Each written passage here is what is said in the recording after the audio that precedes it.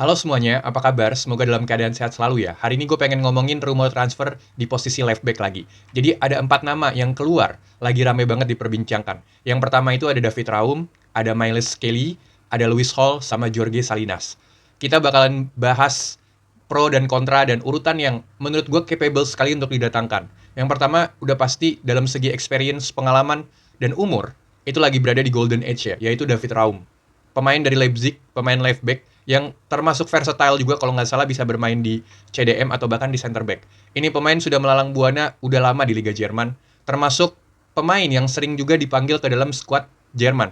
Tapi akhir-akhir ini posisi dia tersingkir oleh salah satu wonderkid dari Bayern Munich yang baru banget didatengin dari Eintracht Frankfurt, namanya Nathaniel Brown. David Raum ini dalam segi experience, dalam segi pengalaman dia di Liga Eropa itu udah notabene-nya bisa dikatakan bagus lah dalam segi mental untuk pindah ke Manchester United. Itu pasti capable banget, dia punya release clause, punya hal yang mungkin tidak terlalu mahal dengan umurnya yang sekarang itu 28 tahun kalau nggak salah. Dia sudah lama bermain di Leipzig. Kalau nggak salah dulunya itu sebelumnya di Hoffenheim atau di Wolfsburg gitu. Gua agak lupa, sorry.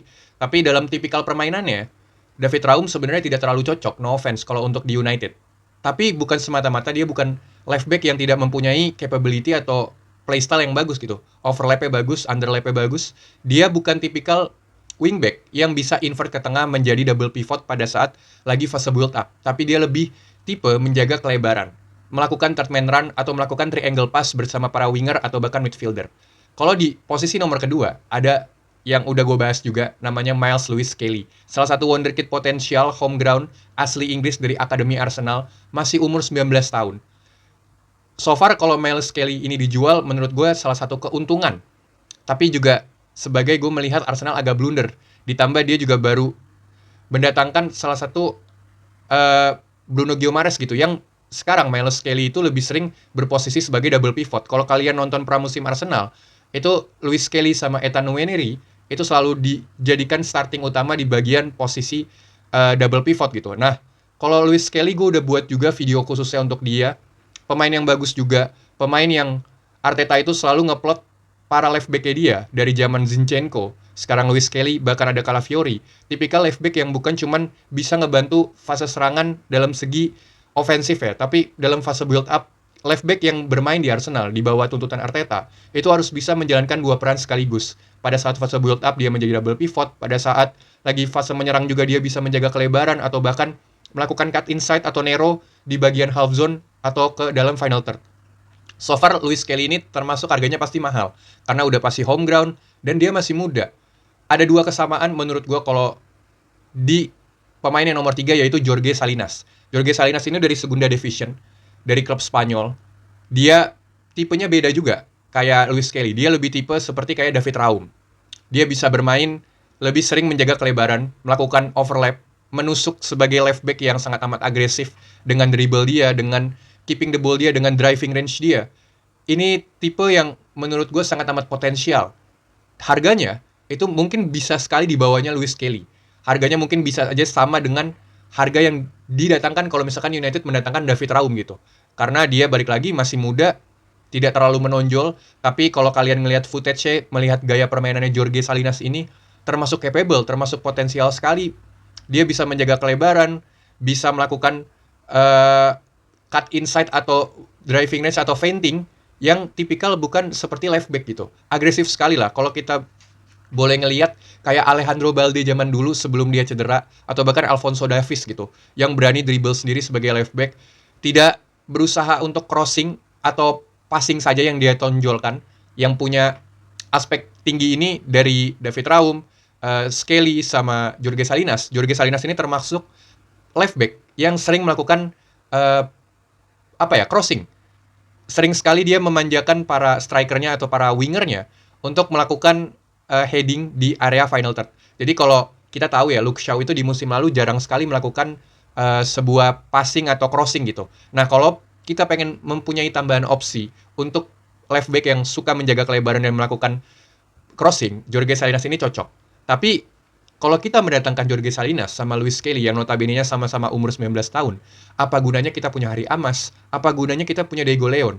Yang bukan no offense ya, Luis Kelly udah teruji. Di final Liga Champions dia bermain, Di musim lalu juga dia hampir sering menyingkirkan Zubimendi yang notabene-nya lebih berpengalaman daripada dia.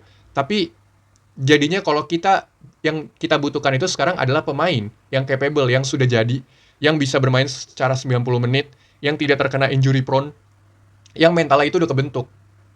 Jadinya kita sedikit agak gambling, agak berjudi kalau mendatangkan pemain umur 19 tahun lagi, yang dimana kita punya Diego Leon, punya Harry Amas. Teman-teman juga suka pada nanya kenapa Diego Leon tidak pernah diorbitin, bahkan di pramusim kemarin sampai sekarang yang masih terjalin ini tidak pernah ikut. Diego Leon masih sibuk dengan permainannya di akademi. Kan itu big question, walaupun ya berarti dia belum cukup untuk kualitasnya dibawa oleh squad Michael Carrick.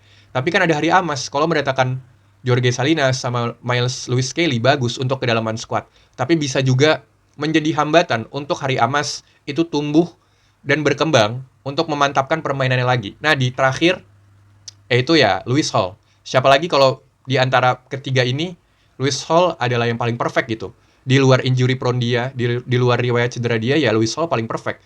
Dia bisa bermain sebagai double pivot juga, bukan cuma seorang left back. Underlap-nya, overlap-nya udah nggak usah diraguin lah. Dia bisa melulantahkan atau memarking Lamine Yamal di Liga Champions musim lalu. Nggak perlu diraguin driving range-nya, cara dia keeping the ball, cara dia giring bola, cara dia mempertahankan man-to-man marking untuk mengcover para winger. Speed dia juga oke.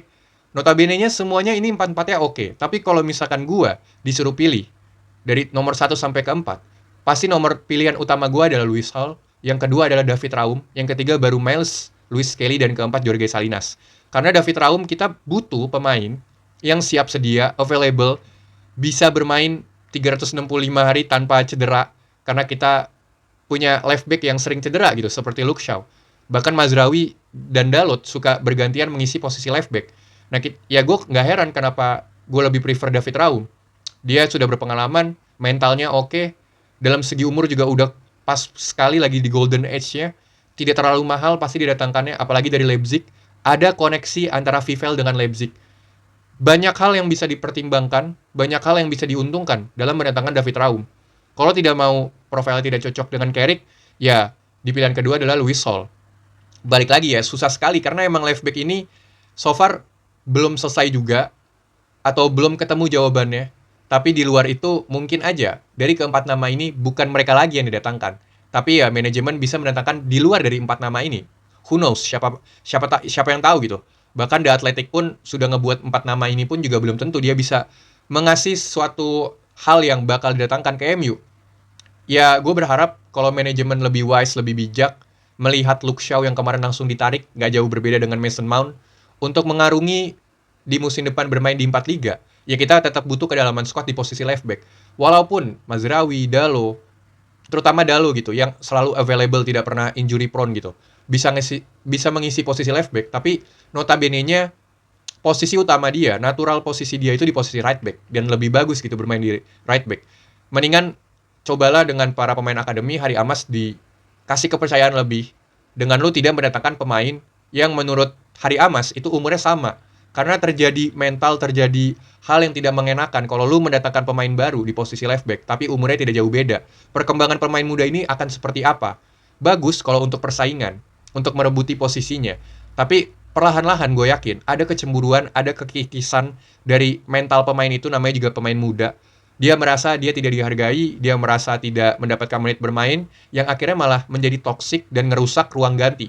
Jangan sampai menciptakan hal yang seperti itu lagi. Gue tahu, yakin banget Carrick bisa mengatasi hal-hal seperti itu, terutama dengan Rashford yang baru balik lagi ke squad tim inti utama. Carrick selalu bisa menjawab keraguan para fans United yang meragukan United, para pemain ini bakal melakukan hal yang tidak diinginkan lagi seperti sebelum-sebelumnya yang merusak ruang ganti.